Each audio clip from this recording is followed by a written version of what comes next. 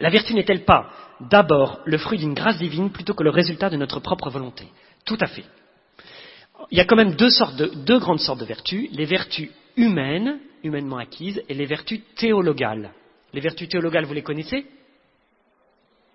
Foi, espérance, charité. Ah, je vais parler plus doucement. Enfin, la traductrice qui n'en peut plus. Alors, donc il y a des vertus qui visent directement Dieu, les vertus théologales. Et puis, celles que je vous ai présentées, c'est des vertus donc humaines, qui sont le déploiement de notre humanité, le déploiement dans le bien de notre humanité. Ça veut dire que quelqu'un qui ne croirait pas en Dieu pourrait y adhérer. Si vous lisez, dans l'Antiquité, ils étaient pas chrétiens, ils étaient tout à fait, ils avaient des listes de vertus, tout ça. Par exemple, le courage, c'était vraiment une vertu de l'Antiquité, et tout ça.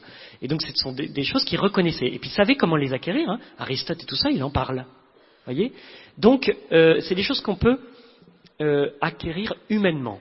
En même temps, nous, on le vit dans le Seigneur. C'est-à-dire que quand on se bat pour devenir plus honnête, pour vivre notre vie dans la vérité, pour grandir dans le bien, je ne sais pas moi, dans le partage et tout, on le fait avec l'aide de Dieu. C'est-à-dire qu'on va demander la force de Dieu pour poser des petits actes. Puis quand on n'y arrive pas, ou quand on a fait le contraire, on va se confesser. Vous voyez? Puis on va redemander la force de Dieu. Et puis Dieu, il y a deux écoles, mais une des deux écoles dit que Dieu met des germes de vertu dans notre cœur. C'est lui qui les met. C'est-à-dire la vertu de prudence, la vertu de justice, vous voyez, c'est Dieu qui met des petits germes, et nous on doit coopérer pour les faire grandir. Du coup, effectivement, c'est le fruit d'une grâce divine. Pour les vertus théologales, entièrement. Pour les vertus humaines, ça l'est à l'origine, ça l'est aussi dans le déploiement, mais nous on doit coopérer. C'est-à-dire que si vous attendez que les vertus grandissent toutes seules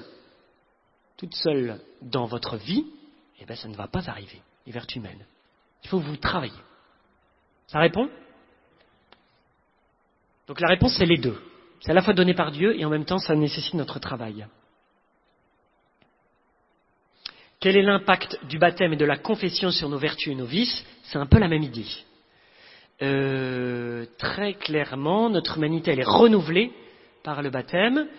Et la confession de nos vices, saint Thomas dit, quand on commence la vie morale, le premier travail, c'est déraciner les vices qui ont poussé dans notre jardin. Notre âme est comme un jardin, et dedans il y a les mauvaises herbes.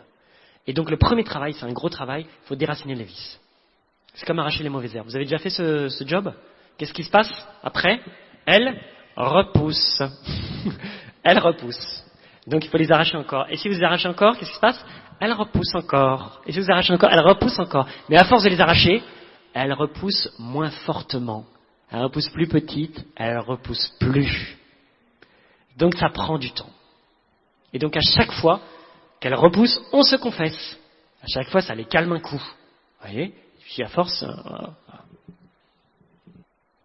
Pourquoi Dieu ne nous a-t-il pas créés directement vertueux?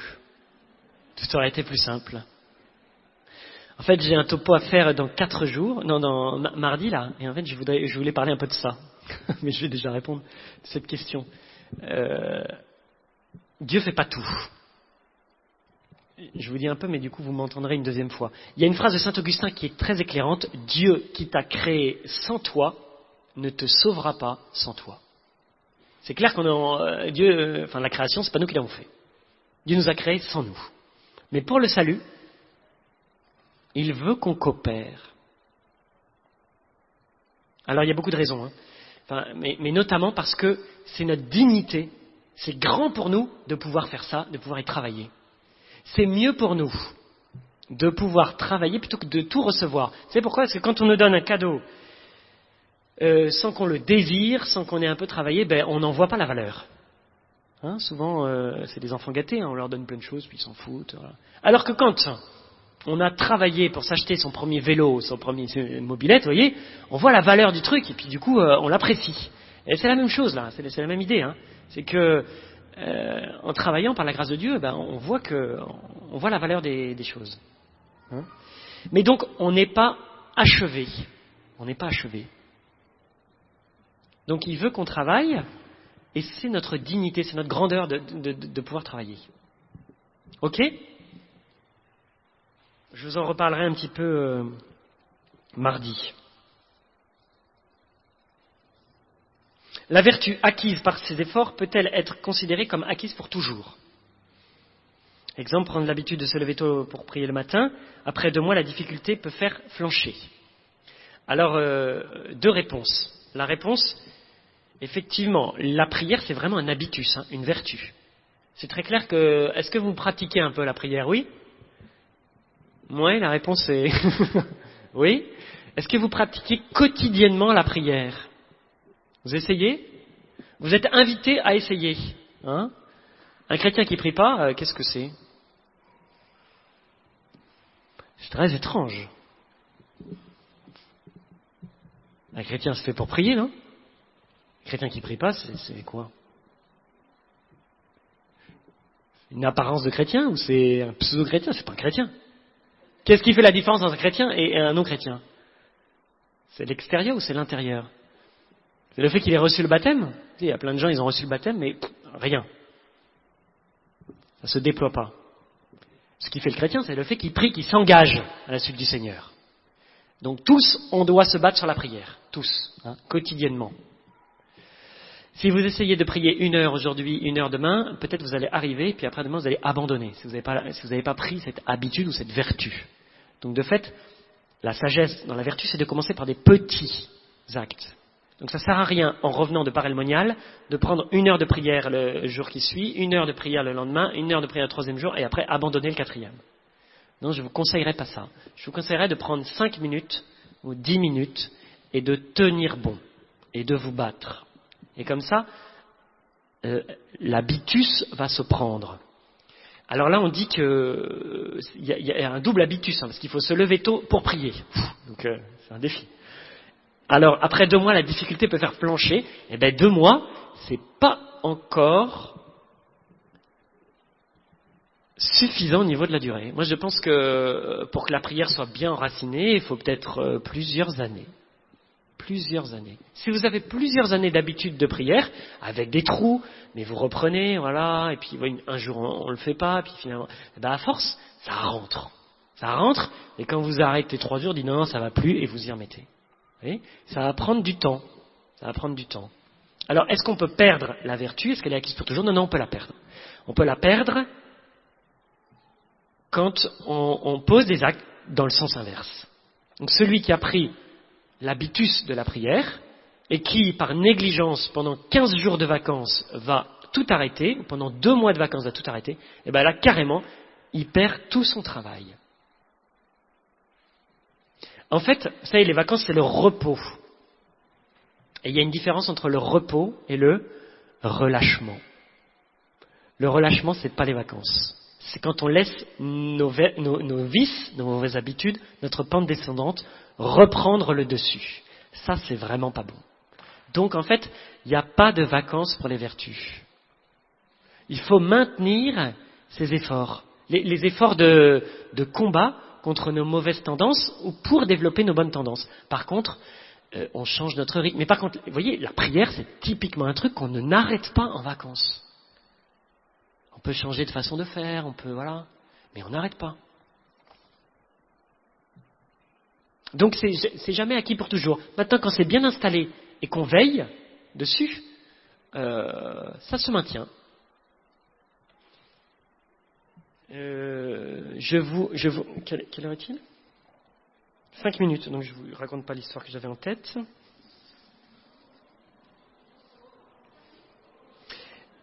Il reste 5 minutes, non, c'est ça, hein ? Vous avez dit que toutes les vertus sont connectées, pourtant, il est difficile de travailler sur tous les points ensemble. Très juste. Très juste. Donc vous n'attaquez pas toutes les vertus d'un coup. Demain, on va commencer à voir, plus précisément.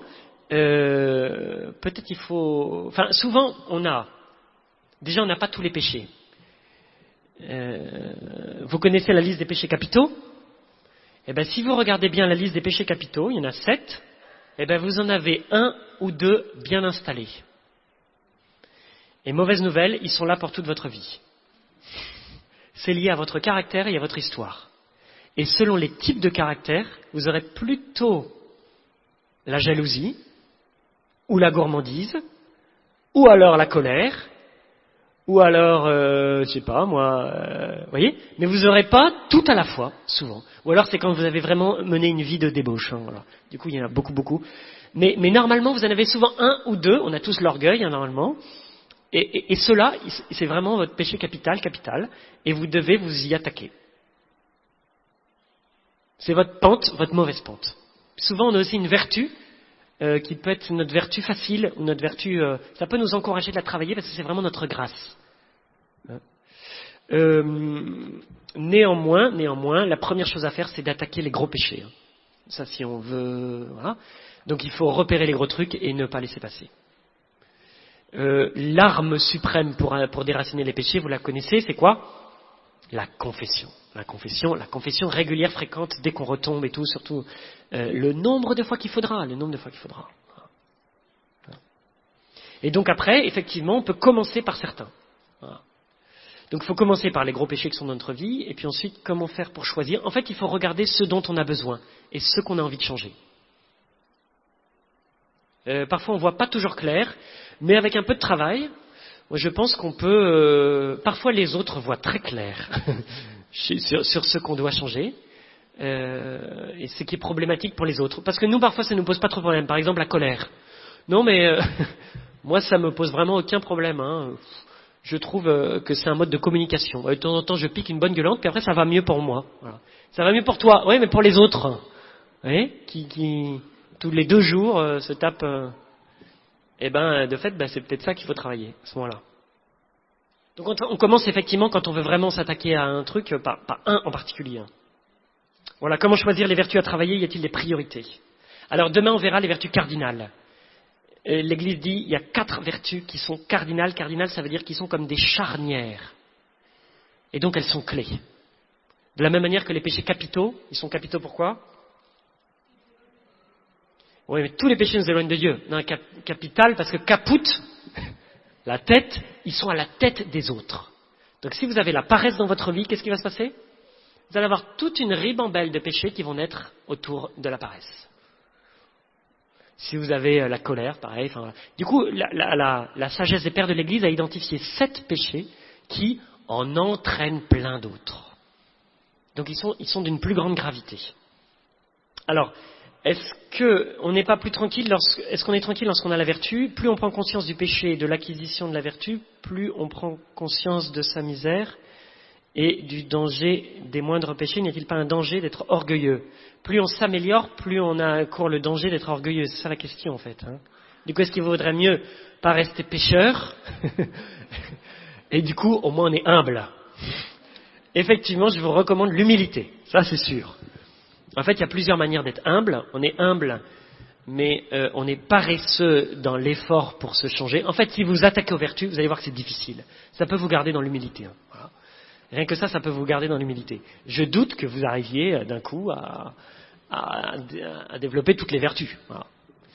Et puis, par rapport aux philosophes non chrétiens, les penseurs chrétiens vont réorganiser les vertus.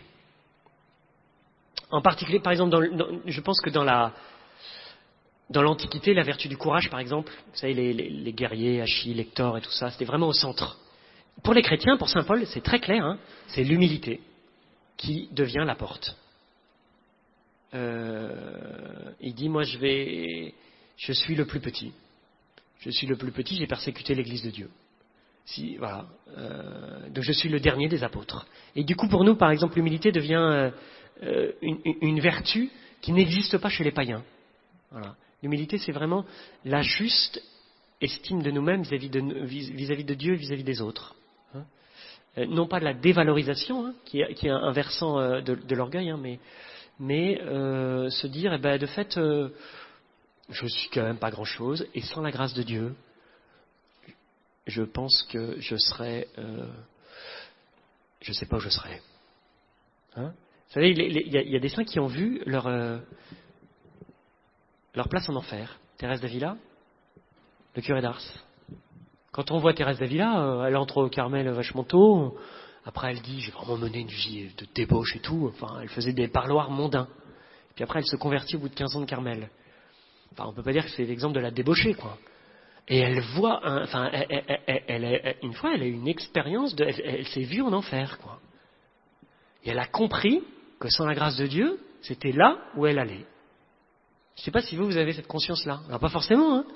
Enfin, on se dit, bon, moi, ça va plutôt bien. Enfin, voilà, j'ai pas l'impression de... Eh ben, en fait, sans la grâce de Dieu et sans Jésus qui nous arrache des ténèbres, voilà là où nous allons. Nous descendons sur le chemin de la perdition. Du coup, même quand on pourrait dire ça va bien, ou quand on s'en sort, toujours on rend grâce à Dieu parce que c'est grâce à lui qu'on s'en sort.